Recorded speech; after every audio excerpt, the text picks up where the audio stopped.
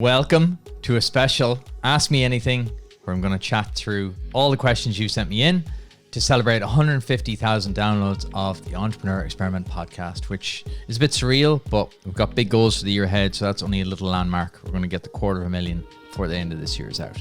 So I've got your questions written down here. I've never done one of these, but I'm just going to read them off the screen like I've seen YouTubers do. First up, from Scott. How's your crypto experiment going?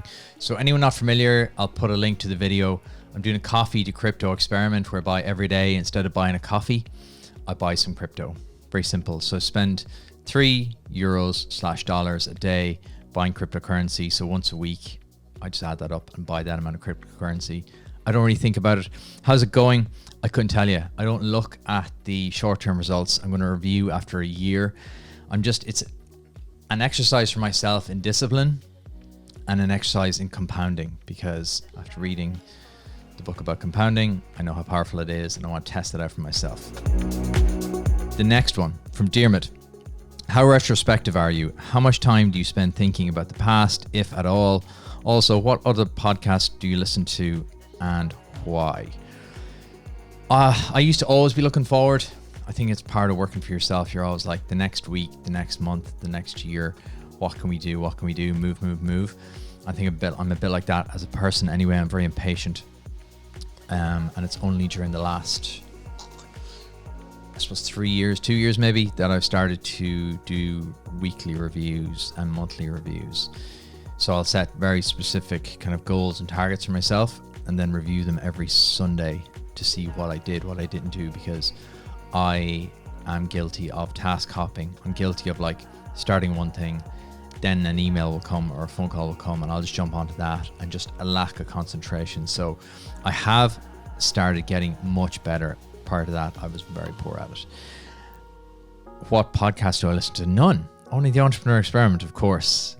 I listen to loads and it varies depending on what my mood is or what I'm trying to work on. The one I listen to all the time right now is the High Performance Podcast. That is unbelievable, with Jake Humphreys. It's a UK-based podcast as well, which I like. It's not American, so it's more UK and more relevant to us. Superb. Go check that out if you haven't checked it out. Look up the chats with Toto Wolff and also the founder of Gymshark, Ben Francis. Unbelievable. The other ones then, I listen to a lot of football pods. So on a Monday, I'll listen to all the review of the weekend, the Guardian Football Weekly. I'll listen to that. And then the usuals, I'll go through My First Million, Tim Ferriss, Jocko Willink. What other ones? That's about it. I listen to a lot of stuff on Audible as well. I'll kind of hop in and out of a lot of podcasts depending on what I'm trying to work on. I might find one episode of one podcast and just listen to that. They're the main ones though. Index funds and potential for a crypto index from Ben. I don't really have a clue, Ben. I don't really know enough about that to be able to give you a good example or good insight. What I do is I just buy the basics, Bitcoin and Ethereum. And a friend of mine, Stephen, is teaching me about DeFi now, decentralized finance. That seems to be where the new action is. So I would say look into DeFi. The next one is, how do you see the event landscape panning out in 2022? Will we stick to virtual? Well, let's get through 2021 first. Will we stick to virtual? I think it'll be a hybrid. I think it'll be like shops and stuff. I think it'll be a hybrid model now. I don't think it'll be one or the other. I think what'll happen is you'll be able to go to an event and it'll also be streamed live, because, why not? Why would you not stream it live? I have loads of plans for the Entrepreneur Experiment, about doing meetups, about doing dinners, lunches, networking groups, brainstorms, masterclasses. I have so many plans, and I also wanted to get a retreat done at the end of this year. So 2021, I think events probably won't come back in 2021, if I'm honest. And then in 2022, I think there's another question later on that we'll talk about, like kind of COVID in general, but the events business, I think, is in for a rough 18 months. I think still it'll be weird for people to go back. It's kind of cool to see the UFC back in the States and stuff like that, and you see 40,000 people there. I think it's still in for another rough 18 months. I do think longer term, it will come back, because we're social creatures. Connor, what's your goals with golf over the next 12 months and beyond? It's a good question. The goals in the next, hopefully, couple of weeks is to break 100. And then after that, ideally break 90 in the next 12 months. And then beyond that, I want to be able to play with anybody. at any time. And that means it's like, I want to be a good enough standard to be able to go out and play with like a really good golfer or an average golfer or someone just beginning. I want to be good enough in my own skills to be able to do that. So probably sub 90. That'd be my kind of goal. That'd be my dreams, is to go sub 90. And just play a lot. That's my goals. Play a lot. Play at least once a week. Sam, what's your favorite MMA fight? I love these questions. I had to think about this one because there's been a lot. The one that stands out is Zhang Weili and Joanna Jacek. I think it was 2020. That was just an absolute 5-round war. Just in terms of, I love fights with like massive heart, where either one person or both people just show massive grit and determination. That's probably my favorite. I think it's on YouTube now for free at the minute, so you can go check that out. That's Zhang Weili and Joanna Jacek. Also the Jorge Masvidal one with the knee to Ben Askren was a classic, but again, 5 seconds. Who's your favorite combat sports athlete and why? From Niall. It'd be a toss-up. Mainly Israel Adesanya. Just pure entertainment. I love his style, his flair, and his style of fighting as well is very entertaining. Then just purely for the entertainment, Jorge Masvidal. They'd be my two that I always would watch no matter who they're fighting or what they're doing. Who will win the Open? This is from Tristram. I don't have a clue. I'm kind of recording this on Saturday morning, so I kind of have an idea what the leaderboard is now. Before it, honestly, I was looking at John Ram or... that was about it. I was just looking at Ram. I thought he had something special coming into it, but it doesn't look like it. Where'd you get your shades from? James? Classic James Murphy. I assume he means my glasses. They are Ace and Tate. How can mindfulness, meditation, and other tools be used to promote well-being to be successfully introduced in Irish primary and secondary school curriculum? From Billy. Cracking question, Billy. How? I don't know how, but it should. How, if I had to think about it really fast, how should they be introduced? I think just like anything, this should just be a regular part of the curriculum. I think people to understand why. I answer this question, I think, later I saw some questions come in about this later, so I'll come back to that later in terms of a general education overview. How should they be used? I think it's more about equipping people with the tools for everyday life as opposed to just making them do meditation, because I think when you're 17, 18 or younger, meditation is so alien to you. I think that is changing now because people are quite anxious and social media is making them quite anxious, so I think it should be brought in. How? I would just bring it in as like something that's done a couple of times a week, or even just really briefly, just in bite-sized snippets. Maybe at the start of class, just a quick 5 minutes. But I think from work going to an all-boys school, I think that would go down like a lead balloon. I love this question from Susan. When are you getting your own radio show? Open to offers, Susan. Hook me up if you know someone. Traditional radio, I did it before and it's fine. It's not something I'm focused on right now. If the offer came in to do some work, absolutely I would do it. But my focus entirely now is to grow this pod and to launch another pod I have in concept stage. Top secret. And grow them. I'm not really thinking about this as a vehicle towards traditional radio, because I think traditional radio is in trouble, if I'm very honest. How do you manage your time? From Emma. Carefully. I'm very strict on certain things and very relaxed then on others. So how I manage it is I plan out each week. It goes in the calendar. Every single thing goes in Google Calendar. If it's not in the calendar, it doesn't happen. That is generally my motto. Had this chat with my friend Dave yesterday. We're both the exact same. It goes in the calendar, even if it's months in advance, it just goes in, because then it just doesn't happen, especially because you're working for yourself. Things just slide, right? There's always something more pressing, more urgent that you could be doing. And I found by calendaring out, is that a word? Probably. By being more strict with your calendar, that you will get more done and you'll actually have more time. It's the old thing, it's the old Jocko Willing phrase of discipline equals freedom. If you box off, this is why I say I'm very strict on others and very loose on others. I box off exactly what I have to get done, and then after that I'll literally leave free time. It'll just be calendared off as free time and nothing will break into that. So I plan it carefully and I plan it in advance. So I plan generally a week in advance, but I will often put stuff in. If I see something coming up, I'll put it in a month or 2 months in advance. What would you tell yourself starting out? I ask people this question, and that is from Sarah. What would I tell myself? Just start something. as an entrepreneur, and I met a young entrepreneur during the week, and I was just saying that to him as well. Just start. Don't overthink it. Don't be like trying to have the perfect plan. Don't be like, oh, when I have the perfect plan, I'll start. Just start, because your plan at the start will look nothing like what your plan actually becomes. So if I was chatting to like 19, 20-year-old Gary, it'd be like, just start something and just keep going. The magic is in the compounding. The magic is in not giving up. Too often in the past, I've started something and given it up before it yielded fruit, because I just got sick of it, and I had the privilege of being able to move on to new opportunities. Stick to things and it'll bear fruit. How are you? This is the toughest question probably of all, from Andrea on Twitter. How am I? I was going to give the terrible Irish answer there. I'm fine. I'm up and down, if I'm very honest. I think I'm a bit like everybody at the minute. I'm very up and down. Some days I'm absolutely flying.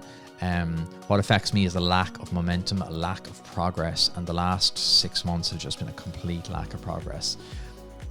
So I've been working on a lot of things personally, my health, my mental health, my well-being. They're starting to yield fruit. So I'm feeling good, as in like, how am I feeling body-wise and physicality-wise and health-wise? I'm feeling really good. Thank you so much for asking. It's a very simple question, but a very powerful question. I'm starting to feel more positive. I'm starting to feel more balanced about things. And that comes from, again, what I was talking about, the compounding, doing things kind of steadily over time, and doing stuff like meditation and doing stuff like looking after your health. You kind of feel a bit more confident. So I am on a good upward path. Thank you, Andrea. Stephen, how do you feel about 5-year, 10-year, 15-year plans? Do you think they're sustainable? And when do you think they start to become a bit of a gag, i.e. 50-year plans and whatnot? Cracking question, Stephen. I do them, but I do them more as a visualization exercise, in terms of I like to visualize myself in 5-10 years, what I'm doing, because if you don't, you kind of tend to kind of stumble from one thing to the next, kind of hoping that you'll hit on the magic formula for either happiness or business growth or personal growth or whatever it is.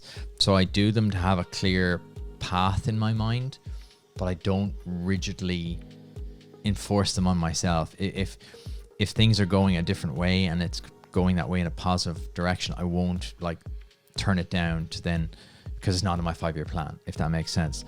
I use them as a visualization tool more so to go, right, I'll sit down for like half a day every quarter and just try map out the next kind of quarter, year, and I keep revising them, because it should be like a fluid document. You shouldn't write it now in 2021 and then not touch it till 2026.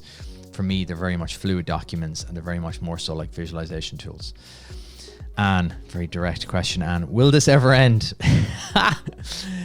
Yes, it will, but life will never be the same. It will end. Everything ends. Everything does come to an end, both good and bad. Will it? But life will never be the same. And I think we have to get to grips with that pretty quickly, because I think we're in for another 6 to 12 months of quite difficult situations. So I think we have to get comfortable in the chaos. We have to equip ourselves to be able to be calm in absolute uncertainty, which is very difficult. And I found it very difficult, and it messed me up for a bit of time. But I think we have to be able to see that, yes, it will end. You only have to look back in history, and everything terrible does come to an end. Equally, everything good comes to an end. Recessions come to an end. Recessions start. World wars end.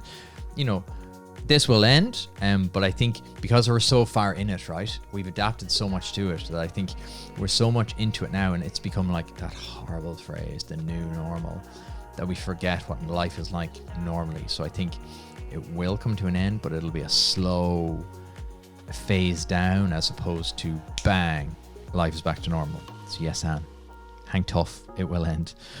If you were starting all over again, what business would you start? Oh, it's a cracker from Andy. What would I start if I was starting all over again? If I was starting all over again now, which I think everybody is, if I'm honest, I think with the exception of maybe grocery and medical and pharma, we're all starting all over again. So I do believe the world has fundamentally shifted. I think we won't see that. We won't be able to recognize that for the next 5 to 10 years, because again, we're in it. I think the world is fundamentally twisted. That offers unbelievable opportunity. I was very down about everything for a while, but now I'm starting to see, you know what? in complete chaos comes great opportunity and great possibility to do other things. What would I, if I was starting again, which I kind of am, what would I focus on? I'd focus on a couple of things. I'd focus on building a personal brand and growing an audience, which is kind of what I do with the podcast. I think there's something incredibly, inherently valuable in that.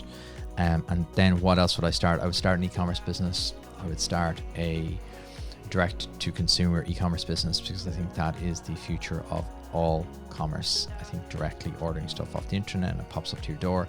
As delivery mechanisms get faster and faster and faster, the margins go down and down and down. It'll just become how things are done. That's what I would start, and maybe I will start. Hint. Steve, is it too late to start a podcast? No, Steve, it is not. Fire ahead and start that podcast. It's still very early. In fact, I have a theory on this. My theory is it's never too late to start any type of creative endeavor if you're good enough and you're committed enough. I believe that to my core. If you're starting to do some creative, whether it's art, podcasts, vlogs, YouTube, writing, anything really creative, like, it's never too late. Like, markets get more competitive, but also equally, 5 years ago, it was very difficult to grow a podcast because no one was really listening. So you have pros and cons to both sides. No, it's definitely not too late. I think podcasts are only going to grow hugely. I'm going all in on podcasts. In fact, I'm doubling down on podcasts. Paddy G, when are you having me on the pod? Paddy, ask and you shall receive. I will have you on the pod. It would be my pleasure. You are actually on the long list for this season, so I'll send you a message this week. By the time you watch this, hopefully if you are, you'll have got a message from me already. Mairead, what common traits have you observed in entrepreneurs you have interviewed? Common traits. I get asked this a lot. Common traits are calculated risk takers. So they always evaluate the downside as well as the upside. They have a massive bias towards action. They do not spend a very long time overthinking things. They decide to do something and go and do it straight away. They do not hang around. And what would the other things be? They have a lot of self-belief, but they also doubt themselves massively. We all feel that imposter syndrome. And they just don't give up.